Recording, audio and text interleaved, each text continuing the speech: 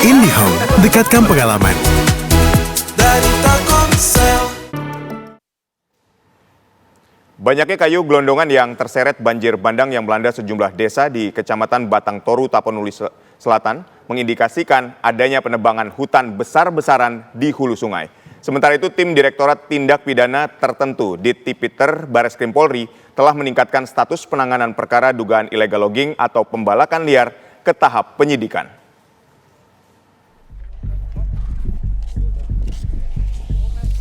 Direktorat Tindak Pidana Tertentu Ditipiter Bareskrim Polri bersama Kementerian Kehutanan, Kementerian Lingkungan Hidup, Polda Sumatera Utara dan Polres Tapanuli Selatan melakukan penyelidikan di lokasi terdampak banjir di Tapanuli Selatan. Penyelidikan mendalam dilakukan karena banyaknya material kayu gelondongan yang terbawa banjir bandang sehingga memperparah dampak bencana hingga merusak permukiman warga. Dengan berjalan kaki, tim gabungan menelusuri pinggiran Sungai Garoga yang dipenuhi kayu gelondongan. Satu persatu kayu-kayu tersebut diambil sampelnya. Staf analis kehutanan dari Kementerian Kehutanan dengan teliti memeriksa sampel yang diambil untuk mengetahui jenis dari batang kayu tersebut. Ditemukan 10 jenis batang kayu di lokasi bencana. Sementara itu, tim Direktorat Tindak Pidana Tertentu Ditipiter Bareskrim Polri telah meningkatkan status penanganan perkara dugaan illegal logging atau pembalakan liar ke tahap penyidikan.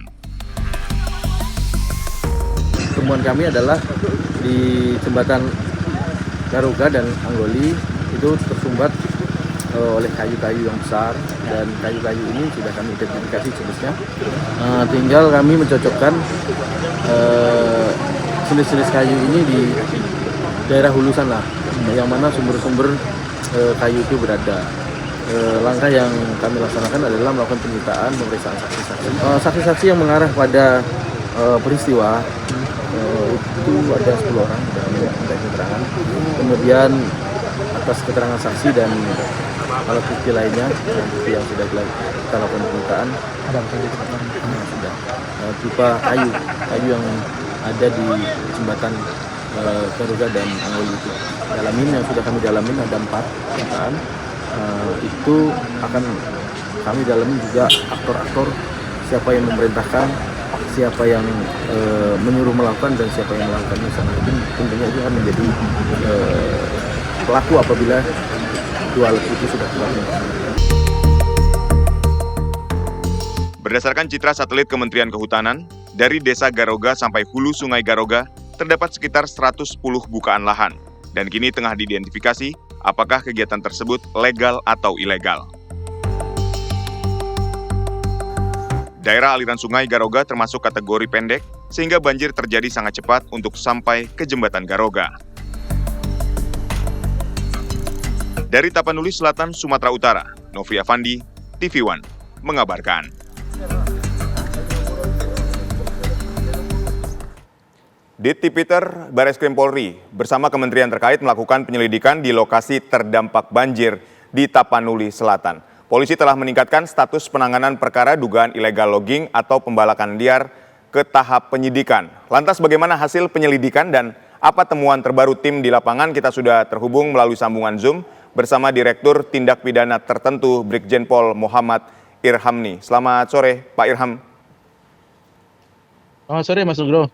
Baik, Pak Irham, ini berbicara soal peningkatan status dari penyelidikan ke penyidikan. Apa saja temuan dari tim di lapangan selama melakukan proses penyelidikan? Baik, terima kasih Mas Nugroho. Rekan-rekan sudah kurang lebih 1 minggu di sana mencari atau mengidentifikasi jenis-jenis kayu yang ada di TKP. Hal tersebut diawalin adanya informasi di awal bencana itu adanya tumpukan kayu ataupun gelondongan kayu di jalan ataupun di kampung-kampung yang ada di Das, Anggoli, dan Garuga. Oleh sebab itu kami bersama tim melakukan identifikasi jenis-jenis kayu yang menyebabkan bencana itu, terutama yang menyumbat di jembatan Garuga dan Anggoli.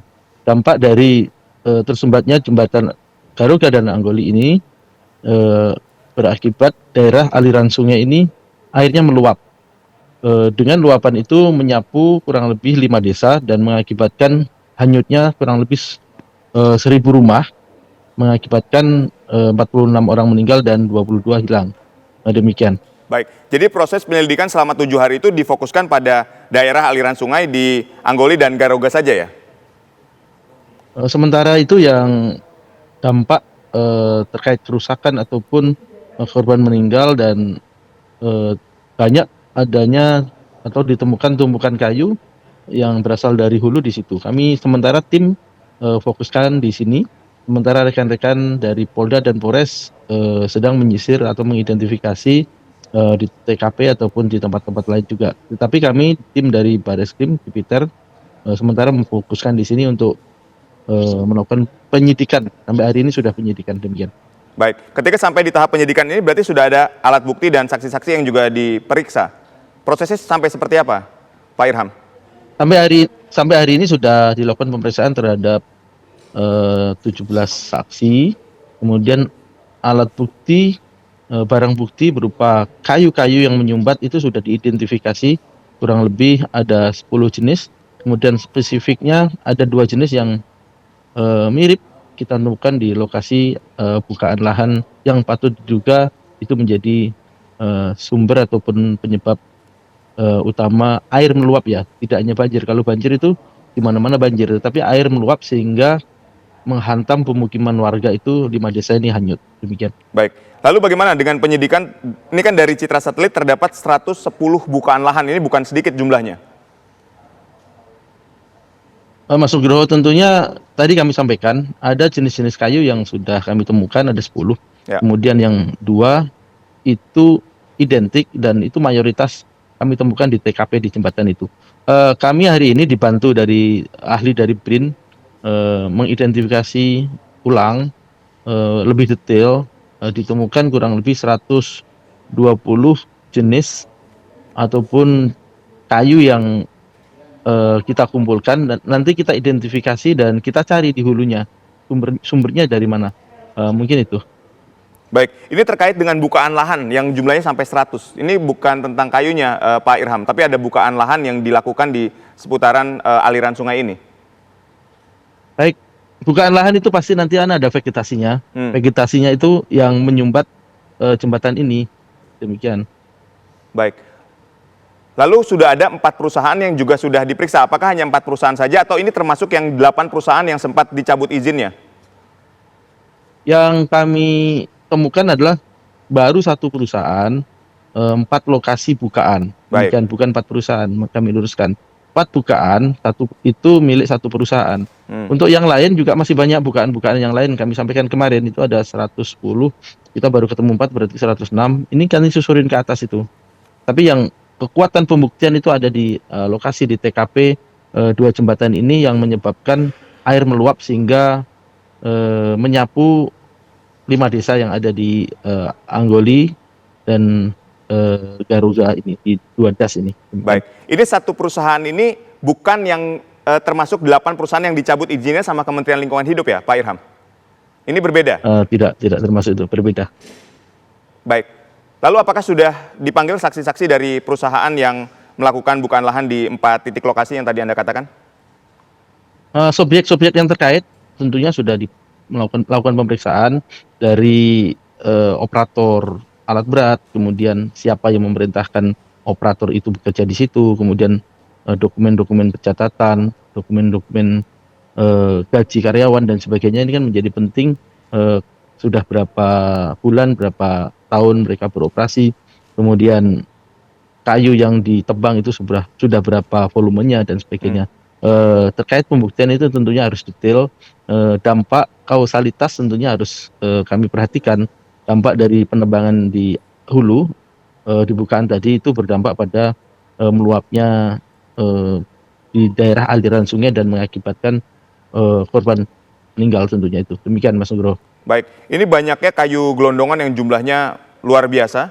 Ini tidak mungkin pekerjaan yang hanya dilakukan oleh 1-2 perusahaan saja. Apakah juga memang ada kegiatan yang sifatnya ilegal yang dilakukan di seputar daerah aliran sungai ini? Yang kita cari adalah bukti kayu. Itu bisa bersumber dari legal, apa yang tadi kami sampaikan. Perusahaan yang kami identifikasi membuka lahan dan berdampak pada banjir ini adalah legal, ada izinnya. Tetapi kan ada juga yang bukaan-bukaan lain dari warga masyarakat, tentunya tanpa izin juga demikian. Baik, artinya pengusutan ini bukan saja fokus pada perusahaan yang sifatnya legal tadi, tapi juga pada kegiatan aktivitas masyarakat. Betul begitu, Pak Irham nih? Semuanya, semua yang mengakibatkan banjir ini kami akan lakukan pemeriksaan dan kami akan cocokkan, kami identifikasi apakah kayu yang kita temukan di TKP dua jembatan ini sama dengan atau identik dengan apa yang kami temukan di bukaan-bukaan ini di daerah hulu, demikian. Baik, ini artinya kegiatan illegal logging atau pembalakan liar yang dilakukan ini bukan baru kali ini saja terjadi, ini sudah berlangsung berapa lama? Kalau dari hasil keterangan dari saksi-saksi yang Anda selidiki di lapangan? Hari ini masih proses pemeriksaan, Mas Nugroho. Nanti kami sampaikan pada kesempatan selanjutnya. Makanya kami sedang mencari data dan informasi sudah berapa bulan, berapa tahun mereka beroperasi dan berapa volume tebangan yang sudah mereka lakukan. Sedang proses, Mas Nugroho. Baik, jika ada masyarakat yang memiliki informasi tersebut, mungkin dapat menghubungi hotline tertentu dari Ditipiter ini? Baik, kemarin sudah kami sampaikan untuk hotline Direktorat Tipiter itu 0821 1999 5151.